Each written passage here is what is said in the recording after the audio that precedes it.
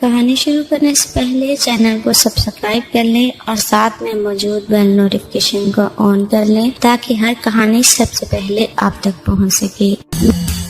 میرا نام کیا ہے یہ بتانا میں ضروری نہیں سمجھتی، لیکن میرے ساتھ کیا واقعہ پیش آیا یہ بتانا بہت ضروری ہے تاکہ لوگوں کو نصیحت ملے اور زندگی میں کوئی سبق حاصل کریں۔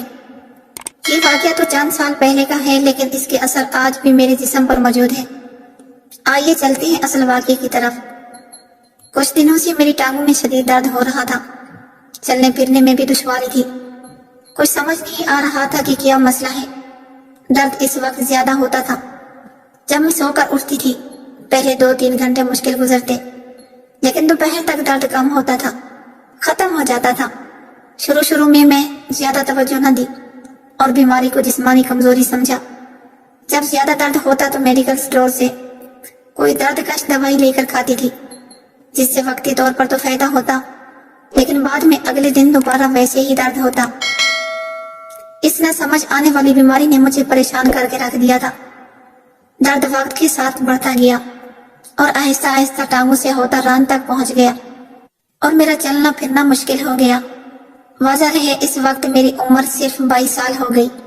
میں انتہائی خوبصورت تھی۔ میری حالت دیکھ کر میری ماں بھی بہت پریشان تھی۔ میں نے اپنی طور کافی ٹوٹکے آزمائے تھے۔ جو بھی رشتہ دار ملنے آتا وہ کچھ نہ کچھ گھریلو ٹوٹکا بتایا جاتا، لیکن اس چیز کے استعمال سے کبھی کچھ فائدہ ملتا نہ تھا۔ مایوس ہو چکی تھی۔ ایک رات کیبل پر ڈرامہ دیکھتے ہوئے ایک اشتہار سامنے آیا جس میں حکیم صاحب دعویٰ کر رہے تھے کہ ہر وہ قسم کے جسمانی اور جوڑوں کا علاج کر سکتے ہیں، وہ بھی مناسب قیمت پر، اور تندرستی کی ضمانت بھی دیں گے۔ وہ اشتہار پڑھ کر مجھے امید کی کرن نظر آئی اور میں نے حکیم صاحب کے پاس جانے کا ارادہ کر لیا۔ صبح میں نے امی سے ذکر کیا تو وہ کہنے لگی کہ تم دیر مت کرو، شاید تم کو شفا مل جائے۔ اپنے مطلب کا جو بتایا تھا وہ ہمارے گھر سے زیادہ دور نہیں تھا، مشکل 20 منٹ کا سفر ہوگا۔ اس کا ایڈریس بھی مجھے کافی حد تک معلوم تھا۔ میں نے اس سے نمبر ملایا جو ٹی وی اسکرین سے نوٹ کیا تھا۔ دوسری طرف سے فوراً ہی فون اٹھا دیا گیا۔ میرے پوچھنے پر تصدیق ہو گئی، یہ حکیم اللہ وسیع کا مطلب ہے۔ میں نے اپنی بیماری کے بارے میں بتایا تو انہوں نے مجھے تسلی دیتے ہوئے کہا، حکیم صاحب کے نزدیک یہ معمولی مسئلہ ہے، آپ کل 12 بجے آ جائیں۔ حکیم صاحب بیٹھے ہوتے ہیں۔ میں نے شکریہ کیا۔ 7 صبح ہوئی تو باجی نے کہا، میرے ساتھ چلنے کی پیشکش کی، جو کہ میں نے قبول کر لی۔ ویسے بھی امی خود ٹھیک نہیں رہتی تھی۔ ہم نے رکشہ لیا اور ڈرائیور کو بتا کر بیٹھ گئی۔ بمشکل 20 منٹ بعد حکیم اللہ وسیع کا بڑا سائن بورڈ نظر آنے لگا۔ سیڑھیاں چڑھ کر اوپر چلی گئی جہاں کاؤنٹر پر ایک شخص بیٹھا تھا۔ اس کو میں نے اپنا تعارف کروایا، اس کو فون کا حوالہ دیا۔ اس نے فوراً کہا، جی میں نے آپ کو پہچان لیا ہے، آپ یہاں بیٹھ جائیں، حکیم صاحب اندر ہیں، بلا لیں گے۔ ہم پاس رکھے صوفے پر بیٹھ گئی۔ کمرے میں فل اے سی چل رہا تھا۔ باہر کی گرمی میں ایک کمرے کا ٹھنڈا ماحول بہت بلا لگ رہا تھا۔ چند منٹ بعد حکیم صاحب نے فون کر کے مجھے اندر بلایا۔ کاؤنٹر پر بیٹھے شخص نے کہا، صرف مریض اندر جائے۔ چنانچہ میں اٹھ کر حکیم صاحب کے کمرے میں چلی گئی، جبکہ بھابھی باہر کاؤنٹر پر ہی بیٹھی رہی۔ ایک بڑا کمرہ تھا جس میں قالین بچھا ہوا تھا۔ میں حکیم صاحب کے ایک کونے میں فرش پر برجمان تھے۔ میں نے سلام کیا اور اس کے کہنے پر پاس جا کر بیٹھ گئی۔ حکیم نے بغور میرا جائزہ لیا اور میرا مسئلہ پوچھا۔ میں نے مکمل تفصیل سے اپنا مسئلہ بتا دیا۔ اس کے علاوہ حکیم نے ذاتی نوعیت کے سوالات بھی پوچھے جو میں یہاں نہیں بتا سکتی۔ حکیم نے مجھے کہا، اپنی ٹانگوں سے شلوار اوپر اٹھاؤ۔ ایسا کرتے ہوئے مجھے شرم محسوس ہو رہی تھی۔ حکیم سے کیا شرمانا؟ میری سڈول گوری ٹانگیں دیکھ کر حکیم کی آنکھوں میں ایک عجیب سی چمک آ گئی جس سے میں نے نظر انداز کر دیا۔ حکیم نے ایک ڈبے سے جیلی نکالی اور میری دونوں پنڈلیوں کی مالش کرنے لگا۔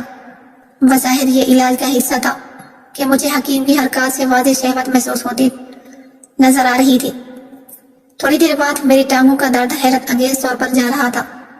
پھر اس نے مجھے الٹا لیٹنے کو کہا۔ میں ناچار الٹا لیٹ گئی۔ اس نے ایک اور ڈبے سے پیلے رنگ کی کریم نکال کر ایک گول ڈنڈے سے پر لگائی اور ڈنڈا میری ٹانگوں پر پھیرنے لگا۔ اس نے شلوار میری رانوں تک کھینچ دی۔ اس کریم کا اثر مجھے آنکھوں سے نکلتا ہوا محسوس ہو رہا تھا۔ چند منٹ بعد حکیم صاحب فارغ ہوئے تو مجھے دیسی کیپسول دے دیے اور روزانہ 2 وقت کھانے کو کہا۔ जब मैं उठी तो वह मुश्किल मेरी टांगे मेरा बोझ बर्दाश्त कर रही थी। हकीम ने कहा, ये दवा का असर है, जल्दी ठीक हो जाओगी। 2000 अदा करके मैं बाहर निकली और अपनी भाभी का सहारा लेकर घर आई। लेकिन ये क्या, घर आने तक मेरी टांगों की रही सहमी बहुत हिम्मत भी जवाब दे चुकी थी और मैं बिस्तर पर गिर गई। जब उठने की काबिल हुई तो घर वाले परेशान हो गए, लेकिन मैं हकीम साहब की बात पर यकीन करके बैठी रही कि दवा का असर खत्म होने के बाद मैं ठीक हो जाऊंगी। लेकिन अगली सुबह भी टांगों ने बोझ न उठाया, बल्कि दर्द भी एकदम शुरू हो गया था, जो पहले से भी बढ़कर था। अब तो मैं शदीद बेचैन हो गई। घर वालों ने फौरन एम्बुलेंस को कॉल की और मुझे करीबी अस्पताल ले जाया गया।